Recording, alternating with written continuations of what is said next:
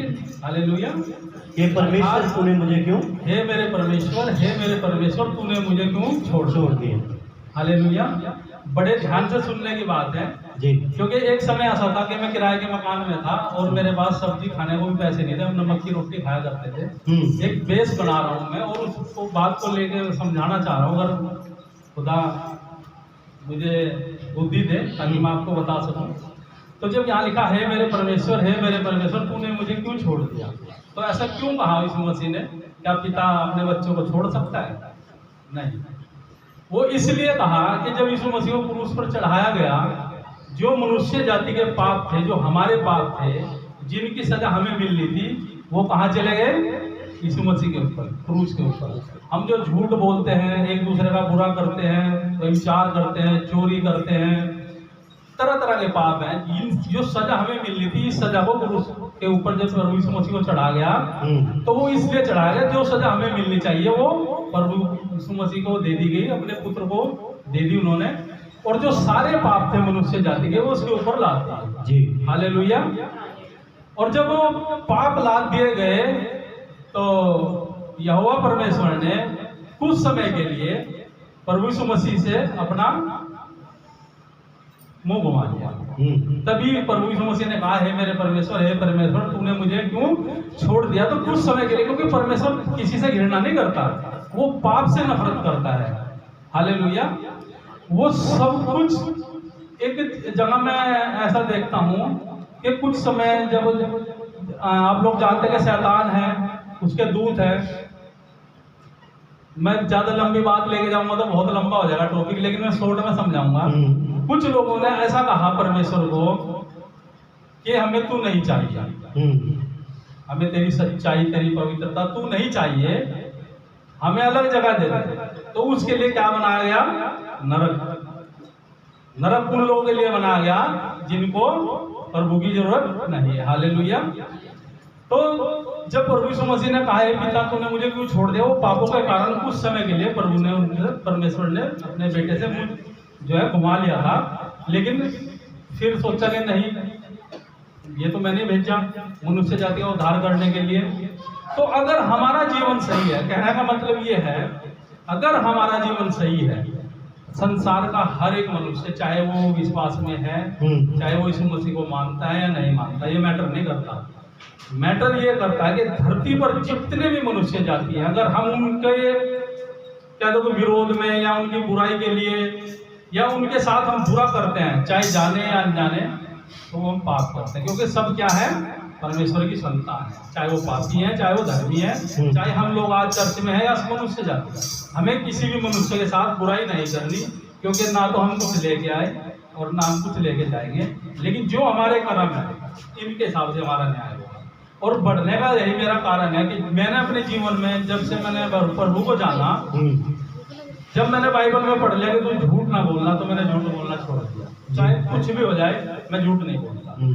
प्रभु ने कहा कि तू चोरी ना करना, हमने हेरा फेरी, चोरी सब बंद कर दी।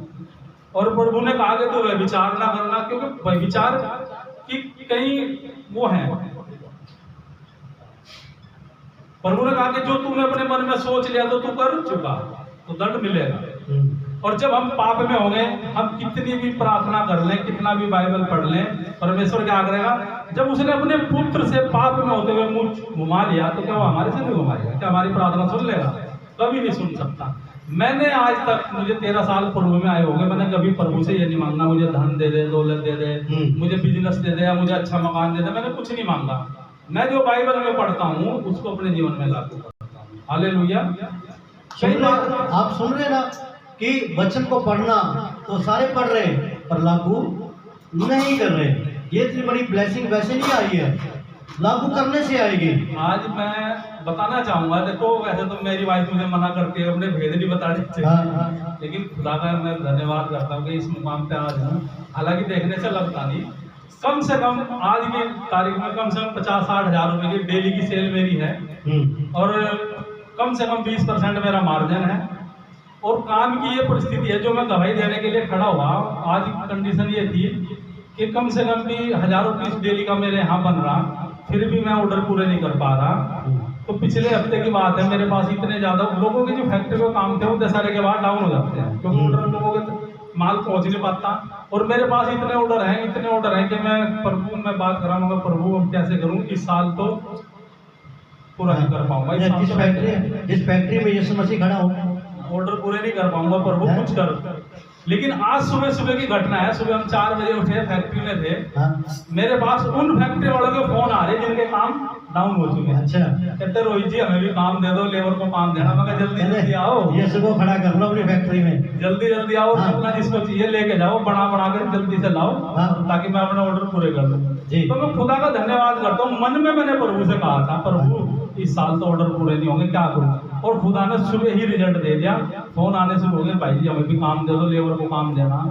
तो मैं परमेश्वर का धन्यवाद करता हूँ कि हम जब उसके कहे अनुसार जीवन बिताते हैं ना, तो मांगने की जरूरत नहीं पड़ेगी। तो पहले से ज्यादा भलाई करता है। याद रखना, अगर परमेश्वर को हर काम में आगे रखा हुआ है ना, और तुम खुद पीछे हो जाओ, तुम्हें आगे बढ़ाएगा। अभी एक छोटी सी बात और कहना चाहूँगा, प्रभु में चलना कोई इतना आसान भी नहीं है जितना मैंने बोल दिया और आपने सुन लिया। नहीं, शैतान हमें गिराने के लिए लगातार लगा रहेगा, चाहे तो वो चोरी में, लालच में, ठीक है ना, या फिर व्यभिचार में। इनमें बहुत ज्यादा वो हमें गिराएगा, और जो विश्वास में बढ़ने की कोशिश करते हैं ना, उनको तो पक्का गिराएगा।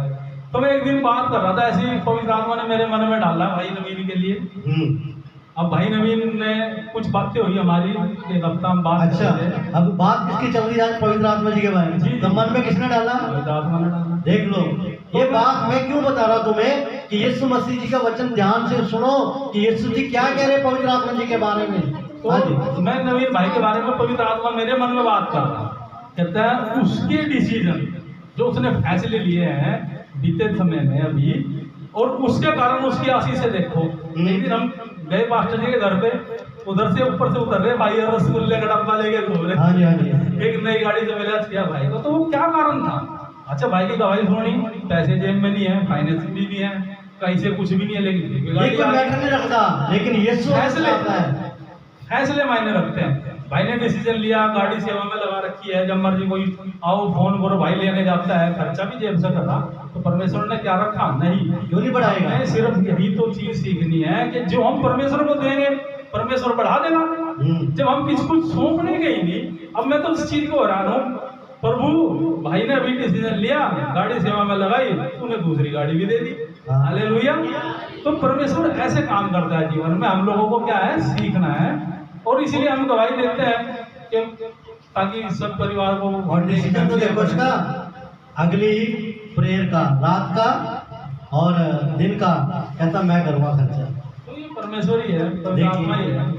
हालेलुया। पहले एडवांस को शुक्रवार का, तो ये परमेश्वर ही है, सब बदल के